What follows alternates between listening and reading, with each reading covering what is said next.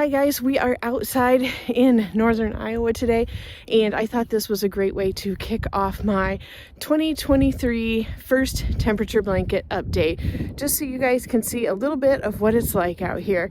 When I first walked out, it felt kind of warm because we've been used to sub-zero temps. I will show you that in a minute, but my hands are completely cold now. I didn't have anywhere to attach my tiny mic, so I'm holding it and my fingers are so cold. So we are gonna head inside and film the rest of this and get into my first temperature blanket update. So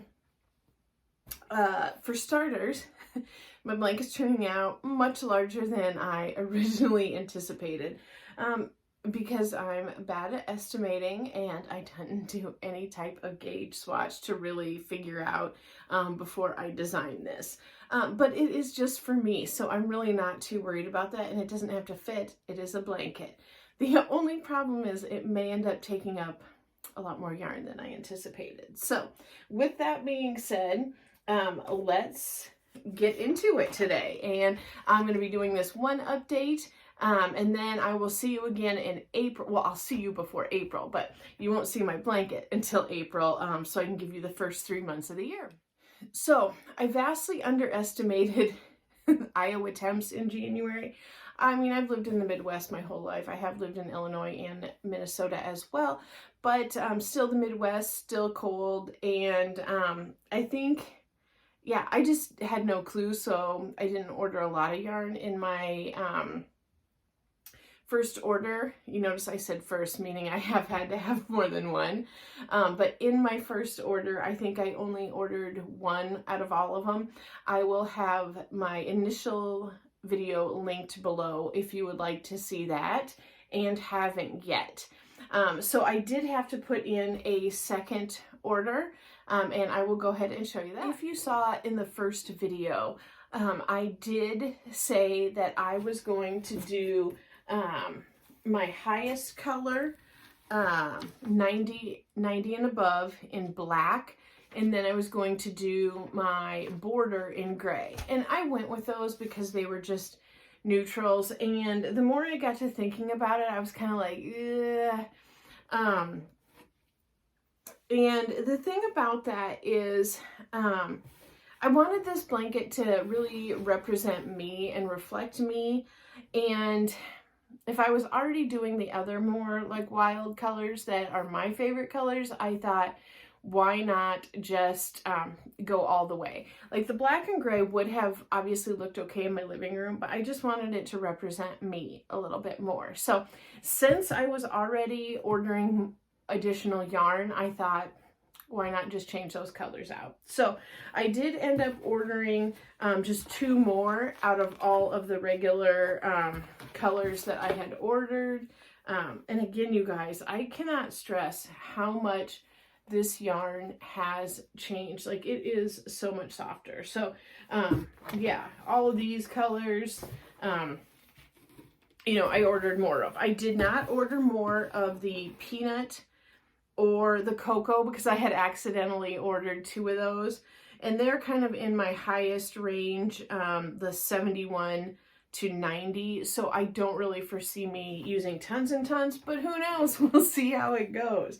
It could be totally different, but I ordered 2 of all of the additional mid colors, and what I will do is I will go ahead and insert my color palette here, so that you can see how it all looks. But what I did was I swapped out my black for this light, it's like a light pink color, and it is called Rosewater. So instead of the black being 90 and above as a neutral, I got this Rosewater. I did only get one because I wasn't sure what I would think of the color or not, and I do like it. I think it'll end up going well. But you know, we only have a very short time in Iowa, but again, I could be wrong. We'll see. January went unexpected. So that was the swap out. And then this was also kind of a bold move, I thought. I think I'll like it though. This was going to be my border color, the gray, or it's called Ash if you want to order that. And I swapped it out for this right here. So the same type of Afghan yarn, and it is equally as soft. And this is the color Carmine. So it's like a darker pink.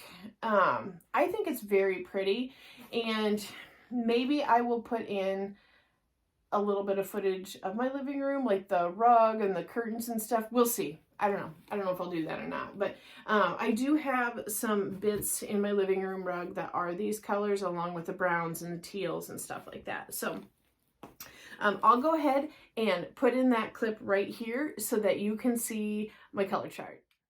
You guys, I absolutely love how my color palette turned out for this 2023 temperature blanket, and all of them, the Herschner's Afghan yarn. And I want to actually give a shout out. She doesn't even know I exist, but Ashley from A Crafty Concept. This is her free customizable color template that she has. If you are a person who sells finished crocheted objects or just wants some help with your Instagram and your branding and all that, I 100% recommend her channel. I just found it.